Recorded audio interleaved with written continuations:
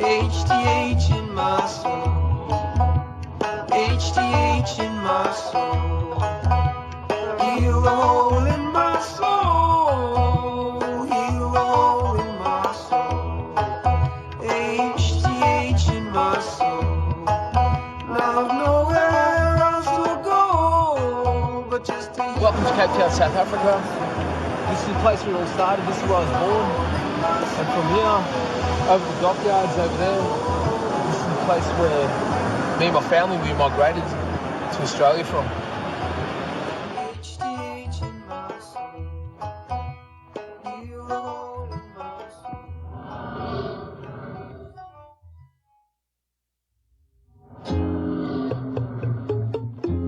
Both my parents are from Cape Town, and we moved here when I was 2.5. At the time, I had family here, and that's why I made up my mind to come to Australia. The one thing that attracted us to Australia was that it was an English-speaking country and a lot of similarities to South Africa. We didn't want to make a drastic change. Broke the camel's back, you would say, for us in South Africa is when our eldest daughter did a matric and she applied to Wits University to do a course, and she was rejected because she was a coloured girl. My family mainly moved purely for all the stuff that was going on there at the time.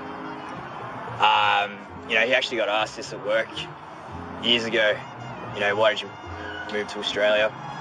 And his answer was pretty much, you know, if he's driving around with boys, with me and my brother, you know, when we're young, and we pull up to a playground, you know, we want to play there, you know, he wants to have that freedom to know that he can just go to any playground, go in there not having to know if it's whites only or colours or whatever.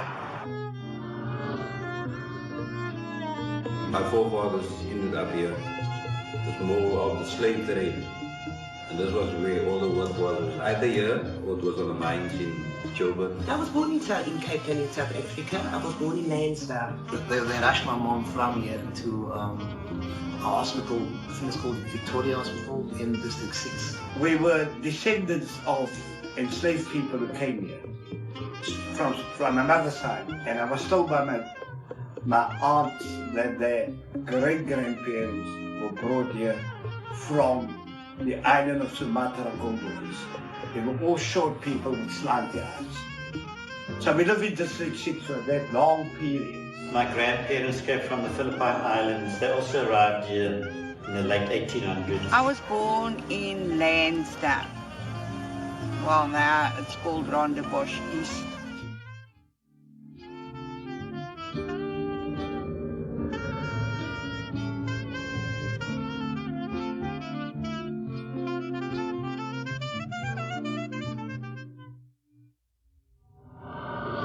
My mother used to tell me stories of racial conflict with the system of apartheid at the time, when we left and how there were riots and, you know, just clashing of cultures. Worse, apartheid is segregation. Segregate the people. And that's what happened. Apartheid was pushed on to us, really, that we can't live together. And yet we were living peacefully here, no arguments, the neighbors, good morning, Mr. De Willis, good night, Mr. Van Houten. That was sad. You're looking to stop to have your picnic, but you start to wonder, how come we never get to stop where all those people are?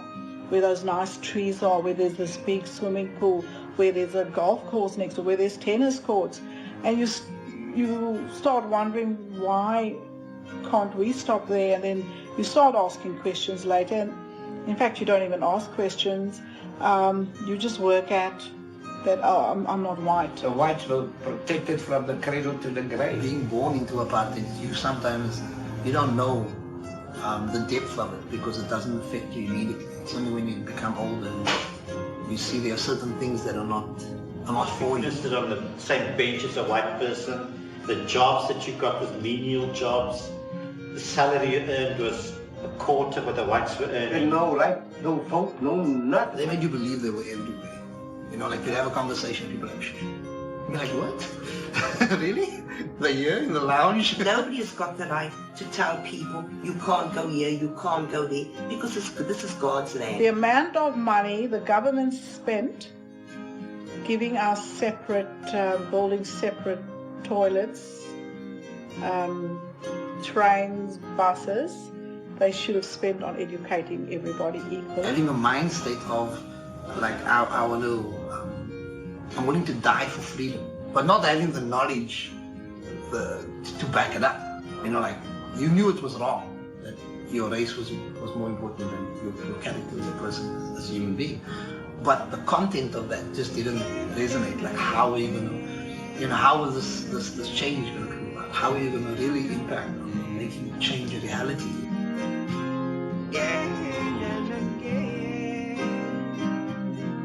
The feelings being raised in Australia and not having to worry about my colour or my pigment. If anything, my colour was considered darker because Australia's a predominantly white country.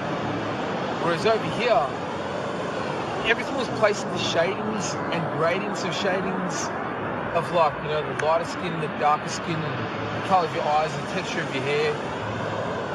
And I also heard that affected within your family structure of how you grew up and how you were treated amongst society and amongst your peers.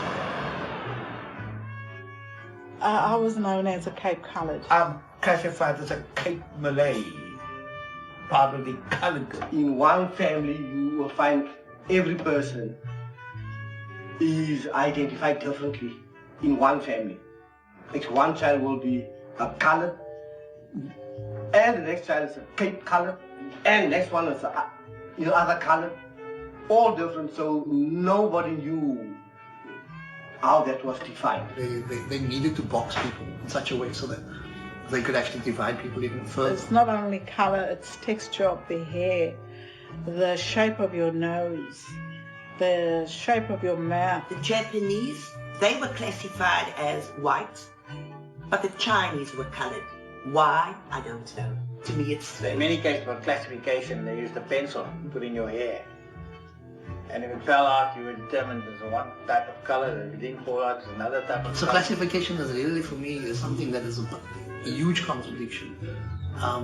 Still today, I think, most people find it impossible to really put themselves into an answer. People judged you on what you look like and what jobs you would get, how they would treat you on a day-to-day basis. You even find in the race group itself, people also practice, distinction, class distinction. The ones who are maybe struggling the most economically will be on the lower levels, and the ones who suck up a bit more to the status quo will be higher on that rank, whether it be English or Afrikaans. My mum is dark like myself, so my sister and me were dark.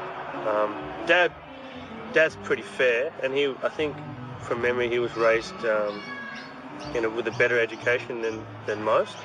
And he didn't. I don't think he wanted to raise us in that kind of conflict contrast. My mom took me to the beach by train one day, and they wouldn't let us get into the carriage. And they actually looked at us, as my mom's light-skinned, so like, why are these dark-skinned kids? My dad's dark, right? So why are these dark-skinned kids with this light-skinned woman? There was a time when they used to call it reclassification. So you are coloured, but your skin's fair, and your husband maybe is fair, and you got one or two white friends. So what they did, they had themselves reclassified. Used to get a lot of people disowning their family, because now I'm white and I got a coloured brother, but then they won't worry with that part of the family because they're coloured. They would work as white and live as white and raise their kids as white. And that was another reason, splitting up families. You with your blue eyes, you will go become a white. And she will become that's your sister. She'll be colored and you'll be white. That's why some people committed suicide. That's why they left the country. In South Africa, we also be just all South Africans. Not colored or whites or blacks or Indian or whatever. I'm a South African.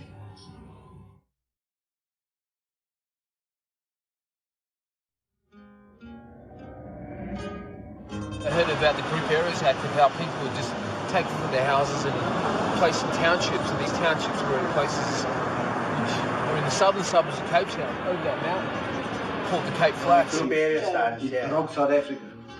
They split the people up. They split the whole Colours South one Africa. side, Indians one side. Like everybody else that was affected by the group, we were all scattered. My dad lives in Woolman Estate, which is one of the just below District 6, and had family and friends in District 6. They were moved out of this. When the area was declared white, 1966 February, there was quite a saddening in the whole community, but myself and others, we started to have a pro-District approach to remain there.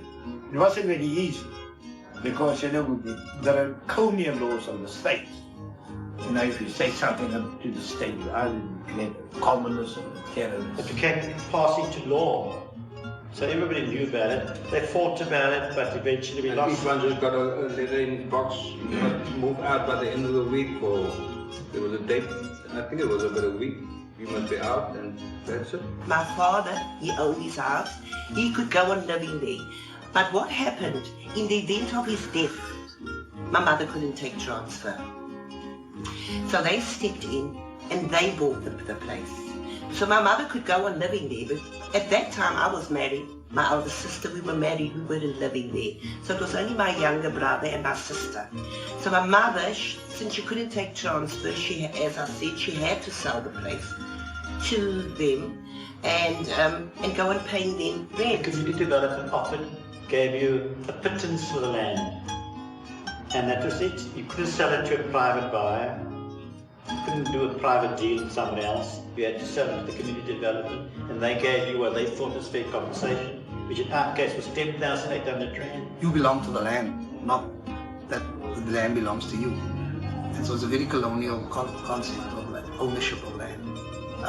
And a lot of the colonial powers have been purchasing that land back for themselves. The Cape Flats was built strictly because of the group area, because they were putting people out. They built the Cape Flats to house these people that they were kicking out of their houses.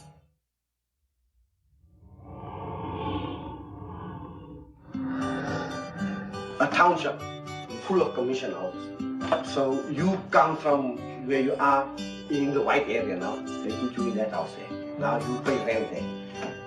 You can't buy that house because it's actually for council houses at the time.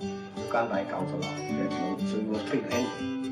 Until one day you can buy a house where they will tell you where you can buy a small block of land, whatever.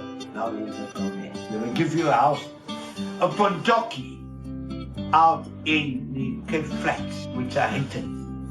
You move from the city line and have to build up your own scenarios to maintain your sanity. Then they had these townships like Mannenberg, 40 years old. In Over Park, you get Mannenberg, you get places like Lavender Hill. Ocean, we stay, there's a road you can come in there, and there's a road you can go out there.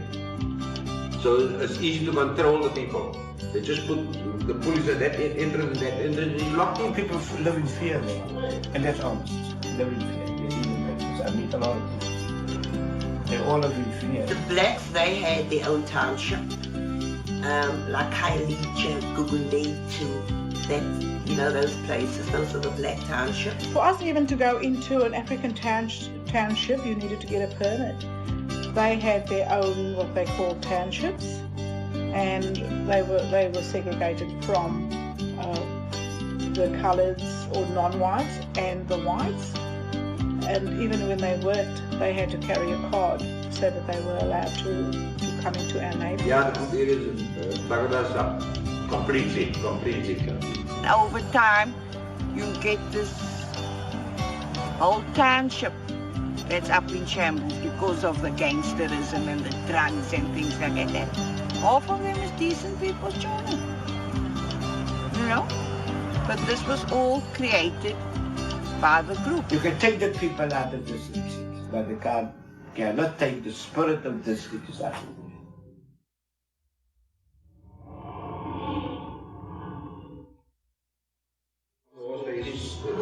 Shot that from the truck and just shot Winley and shot people. I think it was 216 in Lebanon, something like 16 or 21 people. And in 76, student uprising as well. They killed about 60 people. I remember the 76 as, you know, the word being added, you know, there's like this, the older kids are going to come and start the school, so they get us go home early. I was involved in the 1976 riots when I was in South Africa. You know, they made it like the SWAT gevaar, this going to be this mess. And then come home and my brothers be like, yeah, but this is wrong, because he's older, he's at high school.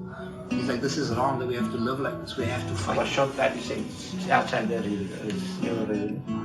Was beaten up. My brothers were on the island. At that stage, I was already shot at by the civilian police, you know, and chased them. Like, friends of mine some moved and taken away to prison. Because they put in a lot of sacrifices for a better life. Most of the country have no idea, even the kids who are so-called colored, have no idea who Anton Franz or Ashley Craig or Colin Williams or any of these kids of the Google 8 to 7, all of these young men and women, you know, that died, but like, are forgotten. A revolution before the heavy loss of life. So what we got, loss of life. To disperse and depart from this place of gathering immediately. If you do not disperse and depart before 12:40 you commit an offense.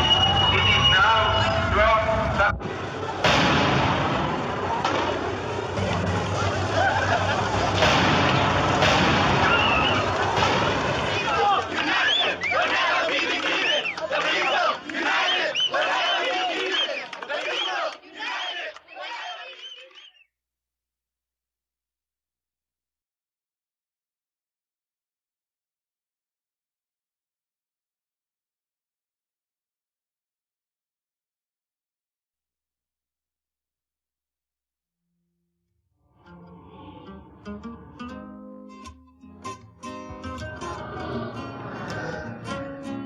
Over the years, our parents used to speak this language to me, my brother and my sister. And we used to wonder what it was, and they eventually said it's Afrikaans. And the only times they used to speak it is when we were being bad, or they wanted to say something in front of us without us knowing what it was. We like, why don't you teach us this language? It's like, no. We're not going to teach you the language. It's like the language of the oppressors sort of thing. The history of the black history of Afrikaans is that it's what they call a tussentale, in-between language. So the Khoisan, the slaves, and the Dutch needed to communicate. And so there would be more sharing of words and ideas. And although the dominant one would be Dutch, the slaves contributed to change Dutch. The slaves and the local inhabitants. We speak fast. We cut down the words. We have a mixture of the 5 languages in one. I enjoy even listening to people talking Afrikaans, especially when visitors come over here. It gives me an opportunity to talk a lot of Afrikaans. My parents didn't teach me and my brother at all. Yeah. So the only real time they speak Afrikaans is when they're talking about me and my brother. When you're a kid, the only time you heard Afrikaans is when you were being naughty. Yeah. Or when it was something your parents didn't want you to understand. Yeah. 2 other examples in South Africa. One is called Fanigalo, which is created in the mines, which everyone can understand and speak, because there's so many people from around Africa that's there, Southern Africa. And then there's Sibela, which is in the prisons where people from different backgrounds are in the same space, so they speak this version called Sibela. They got a language all of their own. It's Afrikaans, yes, but it's very mixed. It just got a very guttural way of speaking. That's it. That's all I can say. For me, that was really like a heavy contradiction of being classified something, and then like your slave master, or the oppressor speaking that same the same language that you speaking, and like in a very like dictatorship way, and like, what mark are you? You know, like, what are you doing here? Or like that type of like authoritative way that the language was spoke, which is more Dutch. This was the way that we spoke the language.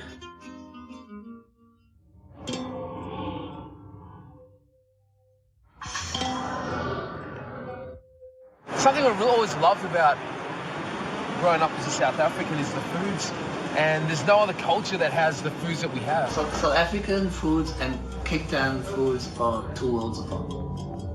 We have a pool of food that stretches to every corner of the right here in South Africa.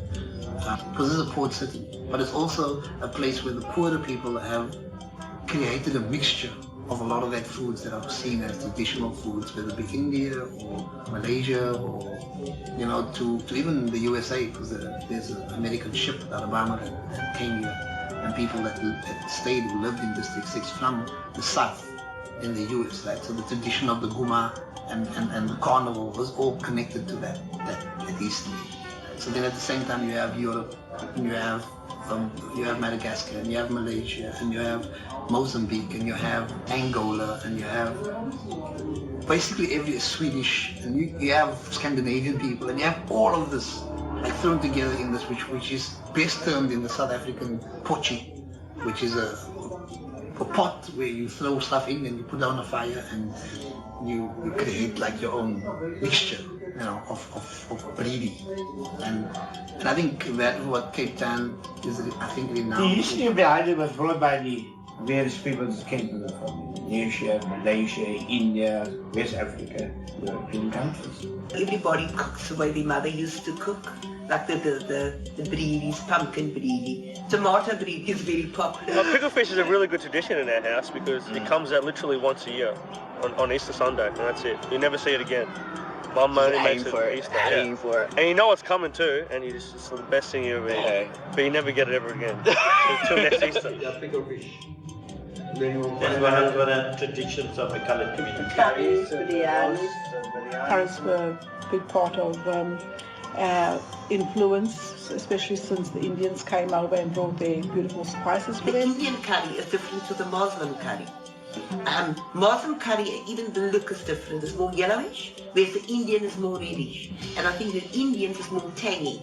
Now I prefer the Indian to the Muslim curry. When we get together with our sappy mates, like someone has to bring a roll of boerewors. It's a must. Someone has to bring a slab of beer and a roll of boerewors, and then it's a party. And Mrs. Ball's chutney. And Mrs. Ball's chutney. We're set. Sheep head is used in other African traditional dishes. I remember my husband. There was a time when he was a salesman, and he told me once that he went into this black hole, and the women were sitting in this big basin, and there was this long green balloon-like looking thing, and there was stuff in it. They were pushing things. There was something in it, and they were putting it down and not in it. And then he got curious and he asked somebody, what are they doing? So they said, we're making sausage. I said, sausage? Now, what kind of sausage is that? So you know what it is? It's the intestines of the animal. So now the grass, whatever they eat, is still in there. So they push it down and they knot it, and that's sausage.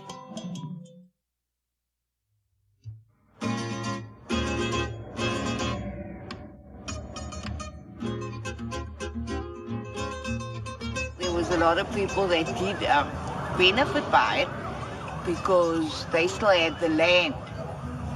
Like I said, my father had a plot of ground next door, but unfortunately,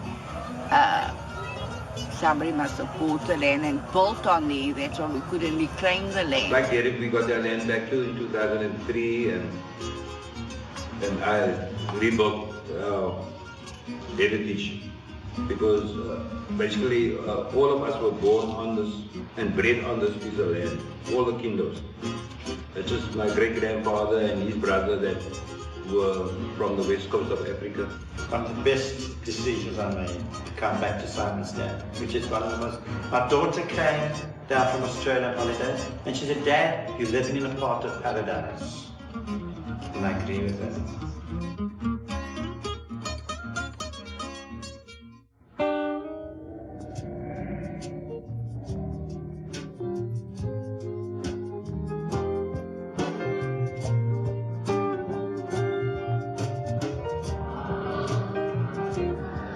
Two of my daughters immigrated to Australia, the one about 14 years, the other one about 6 years ago.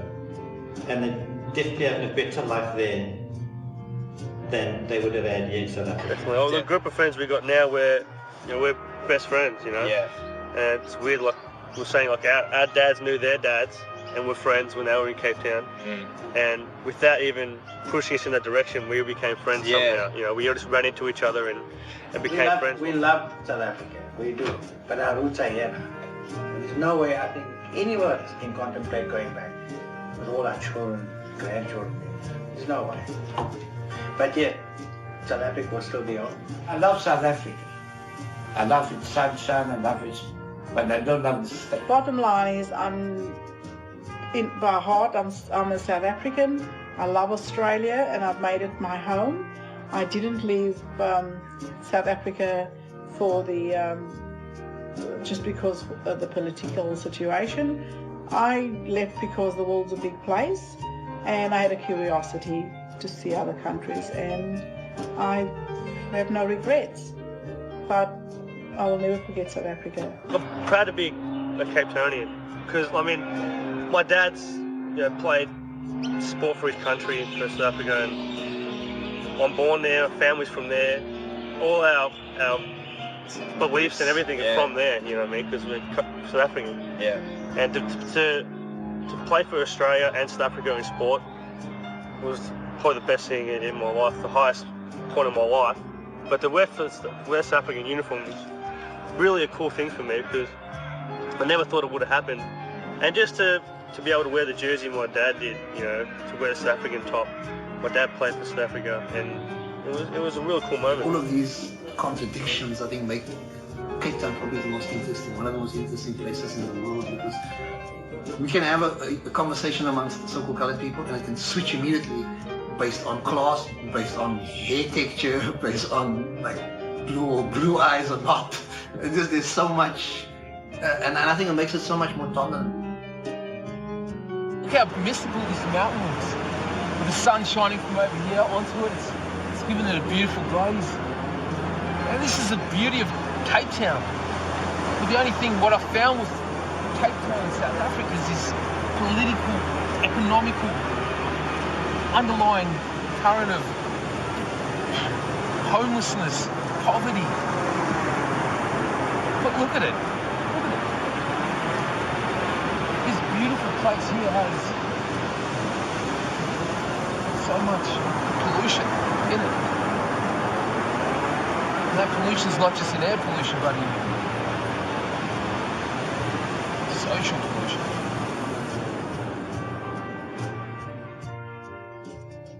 We all know that people are the same wherever you go. There is good and bad in everyone. When you learn to love, when you learn to give each other what you need to survive, together alive,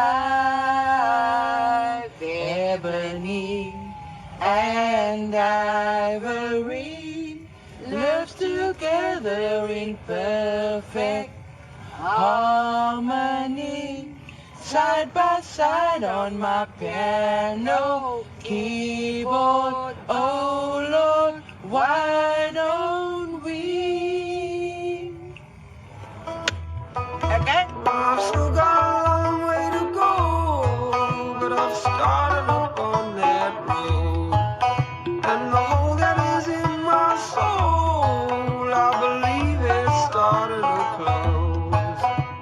HTH in my soul, I believe it started to close.